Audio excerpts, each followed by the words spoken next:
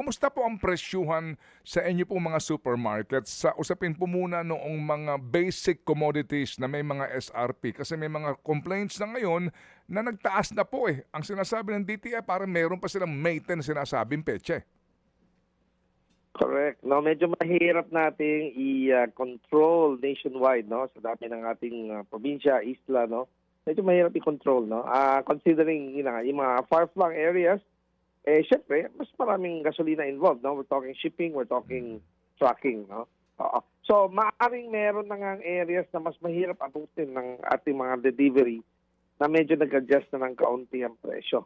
Wala silang, for me, wala namang kasala. It's not a crime.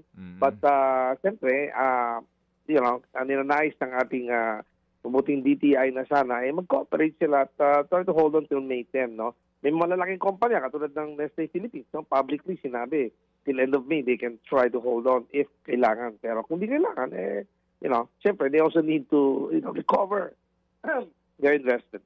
Yes. Opo. Pero kasi nga ultimo ang pinakahuling datos na tungkol sa inflation hindi ho maitatanggi na tumaas, no? Opo. So talagang this is inevitable, Sir Steven. Yes. Kasi sabay-sabay lahat. Tapos last weekend, another suntok na naman yung pagputok ng Mayon, no? Although it's regional, no? It's also in one area lang naman. Pero it'll affect also supply and demand, no? Sabay-sabay lahat, di ba?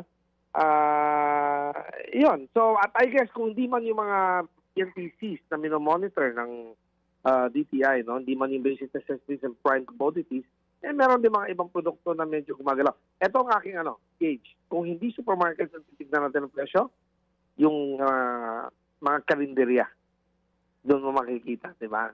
Sa mga kainan districts, di ba? Kasi I'm sure, nag-iba na mga presyo nila. Dahil nagtaas na rin ang cost nila, no? Hindi naman sila basta gagalaw kapag hindi nagtaas ang cost of input ng kanilang, gagastusin sa negosyo. Opo. Sa inyo pong hanay, ano po ngayon ang napansin po ninyo? Sa inyo bang mga supermarkets na miyembro po ninyo, particularly po in Metro Manila and nearby regions, gumalaw na ho ba yung prime noodles halimbawa po? Ito pong mga dilata na basic na kasama doon sa basic necessity identified by DTI? As in, nag-aumento na ho ba talaga? From what I gather, this is my own data gathering. From what I gather, may areas na meron ng increases. No? Pero kaunti lang, adjustments lang yan. Kasi number one, like I said, ang mga manufacturers, ayaw nila magtaas. One time big time, tapos biglang tapos ng gera, naayos ng medyo bumaba ang presyo ng gasolina in 2 months. No? Mag-adjust sila ulit. Bakit? Hindi pa nagtaas yung kalaban nila. Sila nagtaas ng malaki. Mawawalan sila ng market share. Diba? So, adjustments are very minimal. And ayaw nila na one-time big time. Ayaw din natin siguro na on May 11, biglang sabay-sabay magtaas lahat ng bilihin, di ba? What's good then is that naging discipline ng buyers, ang consumers, no? Naging discipline tayo lahat at hindi nating minadali ang pagtaas ng presyo ng mga prime commodities and basic necessities. Mga kapatid, patuloy po kayong tumutok sa 105.9 True FM para sa totoong balita, impormasyon, music and entertainment. Mag-subscribe sa aming YouTube channel at podcast at sundan nyo kami sa Facebook, Instagram, X at TikTok sa True Network PH.